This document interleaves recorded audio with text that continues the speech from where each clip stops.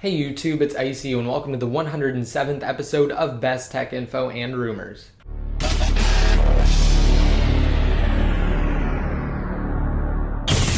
Alright, now to preface, I just wanted to say that this episode is going to be slightly shorter than normal because there's been less time in between episodes. Also, don't forget that you can enter the new 5th generation iPod Touch giveaway I'm holding. All you have to do is simply be subscribed, go to any of my videos, rate them up, and leave a comment down below in the comment section with the key phrase iPod Touch 5G ICU. You can also enter the Kindle Fire giveaway I'm holding by doing the same thing, except use the key phrase iPhone 5 Kindle Fire giveaway. Alright, now to start off, I'm sure most of you are curious about the iOS 6 jailbreak situation.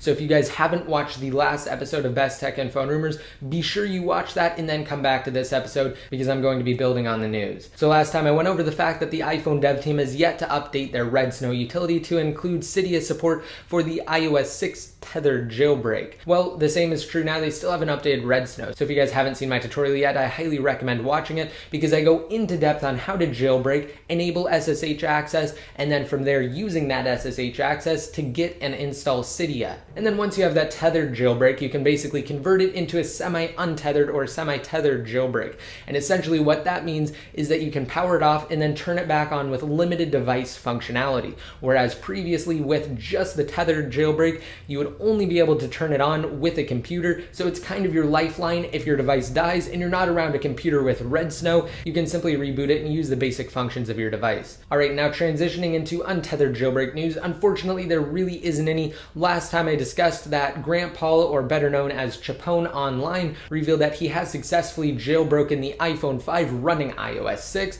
and I also went into depth on why he has most likely achieved an untethered jailbreak.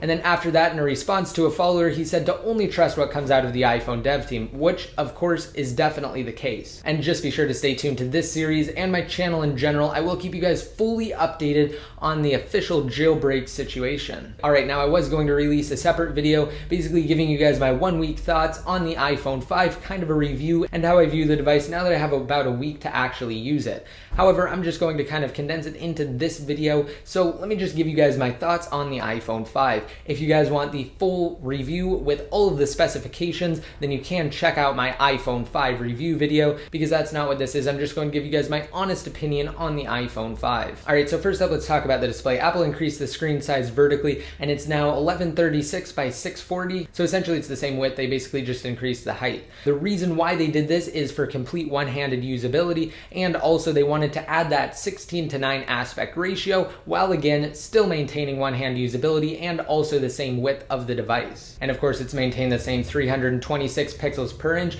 deeming it worthy of being called a Retina display. And also Apple has added over 40% more color saturation in the iPhone 5's display than in the iPhone 4 or the iPhone 4S's display. So those are just the facts. Now let me give you guys my opinion. I know a lot of people were hoping for a overall bigger screen instead of just one that was increased vertically. Now I've got to say I actually like it because it makes using it with one hand incredibly easy. What it all comes down to is personal preference and what you're actually looking for in your device. It also has a new unibody two-tone back design, which is completely comprised of both aluminum and glass. Now this of course gives the iPhone 5 a great sturdy feel. However, because it's 20% lighter, it makes the iPhone 4 or the 4S feel like a brick in comparison. Also, one of the biggest and probably the most controversial change with the iPhone 5 is the adoption of Apple's new Lightning connector instead of their old 30-pin connector, which is now starting to be phased out. And of course the Lightning connector is drastically smaller, featuring only 8 gold pins in comparison to the old 30-pin connector. It's definitely a huge step for Apple. And also because it has pins on both sides, it's reversible,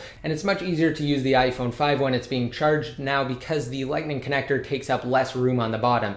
Now the speaker and microphone grills have also been improved, and it allows less debris to actually interfere with the device. The speaker overall sounds louder than on the 4S. The headphone jack was moved to the bottom, so it's easier to use the iPhone 5 with headphones if you then put it in your pocket. Also, the A6 chip offers incredible performance, basically 2 times the speeds across the board, especially when using Siri. So those are just my thoughts on the iPhone 5. I'd love to hear what you guys think. You can just let me know down below in the comments section. Moving on, during Apple's event event, they actually announced that the lightning connector is all digital. Well, what does that really mean? They didn't exactly go into depth on it. And a researcher took a look at the lightning connector and basically came to the conclusion that there are chips inside of the different cables that basically tell the phone or the device how to assign the different pins and what to use them for, because now, of course, there are a limited number of pins, only 8 pins instead of the previous 30 pins. So what this also means is that as technology evolves, hopefully the lightning connector will be able to support that upgraded technology in the future. And I also did an unboxing video of this standalone lightning to USB cable, which unfortunately is USB 2.0. And if you guys want to see that video, I go kind of into depth on the cable and the connector itself, and also the different giveaways that I'm holding. You can check that video out. Again, I will have a link to it down below in the more info. Moving on, a new patent application from Apple suggests they're looking into flexible displays.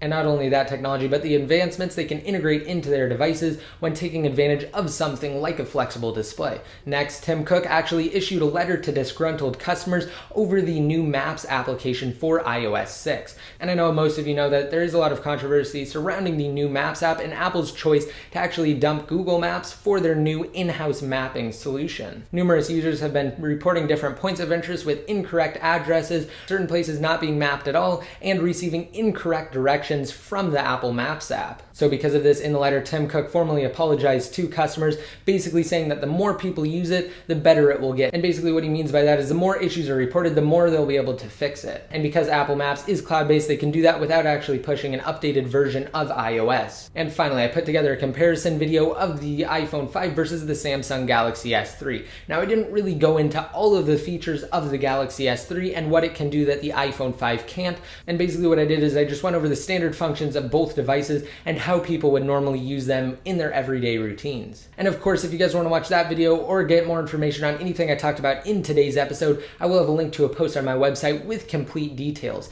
So just be sure to check that out. Don't forget to enter the giveaways. And for the question of the day, let me know down below in the comments section, what do you guys think about the iPhone 5 now that it's released? Have your opinions changed? Again, just let me know down below in the comments section or on Best Tech Info. Don't forget to hit that subscribe button to be notified every time I release new videos. Rate this video up if you liked it. And to be updated more often, just be sure to like me on Facebook, follow me on Twitter, and add me to one of your circles inside of Google+. And until next time, this is ICU signing out.